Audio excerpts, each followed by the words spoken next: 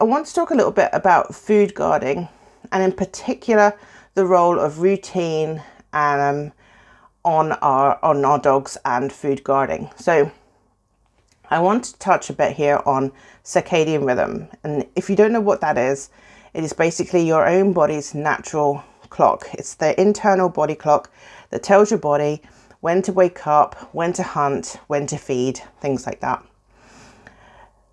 It's not just humans that have a circadian rhythm. Dogs have one too, and I'll talk a bit about that. But actually any living thing has a circadian rhythm. Even plants, insects, birds, rats, lizards, every single living thing has this natural rhythm within them. As humans, we get to see a little bit about what our ideal rhythm would be when we take time off work, because we're not using an alarm clock to wake ourselves up, and we're not relying on break times at work to have food. We wake up when we're awake, we go to sleep when we're tired, we eat when we're hungry. So when you're on holiday, your body will naturally fall into that rhythm. And this is really good for our mental health, because our body in this rhythm is designed to make us ready for things at certain times of the day. We're eating and we're sleeping at those times of the day, and everything just works and functions better. When we set an alarm to get up extra early, or we eat at times when we're not hungry, then we are working against our rhythm, and actually this can have some pretty big effects on our mental health and on our wellness and general health and all different things. And I talk a lot about this in terms of dogs getting sleep, and we should get sleep too at certain times, because that's naturally when our body's expecting it and it's ready. But in dogs and food guarding, why this matters is because when your body wakes up, that kickstarts the whole day's rhythm. So your body wants to go out first of all and get some food. So your body is ready to go hunting or gathering to obtain food. So in the morning times when we wake up, that's when we're our most productive normally. This is the time when we are more energetic for exercise, when our problem-solving brain is working at its best. So I often suggest to people that trying to train their dogs in that early morning time of the day, about 11 o'clock, 10 o'clock-ish, is the best time for them, because that's when their brain is ready to do that kind of activity. Naturally, once we've completed that activity, then we go and we have our food. We've hunted, we've gathered, and now we're ready to eat. And then we digest, and then we rest. So these are the two states that we're in a lot of the time. Our fight and flight mode is really full of adrenaline. We're ready to take on any challenge. We can solve problems better. We're faster, we're stronger, we'll be better hunters. So fight or flight instinct and that adrenaline is what drives us to go out and hunt for food. Once we've hunted and caught our food, then a different hormone is produced, serotonin, and that triggers our body to go into the rest and digest mode, which, as it suggests, is the time that we're supposed to eat and then rest. While we're resting, we'll digest all that food, our body's ready for it. And that's kind of the loop of everything.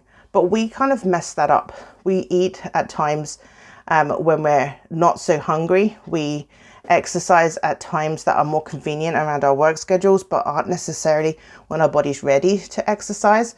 If we actually exercise during that early morning after lunch, after breakfast time, we'll be more productive and we'll achieve more at that time than we will if we try to do it after work, when our body really is trying to wind down in the evening. So getting ourselves into sync with that rhythm can really help. But for dogs that are guarding their food, this can be really useful for them too. Because if we're trying to feed them while that adrenaline is still racing around their body, while they're still in fight or flight mode, then once the food has gone down, that adrenaline is causing them to make fight responses.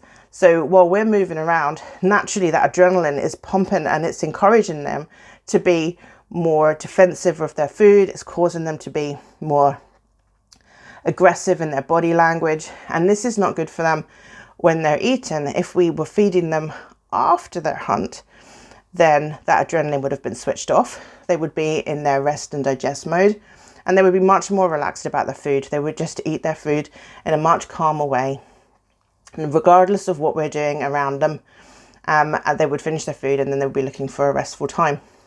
So introducing hunting style games, problem solving games, exercise, things like that can be really good ways of using up all of that adrenaline in that fight or flight mode. We're going to trick the body into thinking that they've been hunting, they've been successful, they've caught their food, they've brought it home. And then once they've completed that loop, the next stage can take place. So if you've got a dog that guards their food, once they've switched off that adrenaline, they'll be much, much more relaxed and they'll be able to just eat their food peacefully, and we'll be able to do much more with them. There are, of course, lots of reasons why dogs become aggressive around food and try to guard their food, and that getting this kind of rhythm right and getting it correct for them will help. But if your dog's got bad experiences, maybe people put their hand in their dog's food bowl, or maybe they've had their food taken away, maybe they've gone through periods of starvation. On its own, this is not going to be enough, but it certainly is not going to hurt. Teaching your dog how to hunt and gather and problem solve before they get their food is really important. And this kind of brings me on to slow feeders and snuffle mats and enrichment type toys.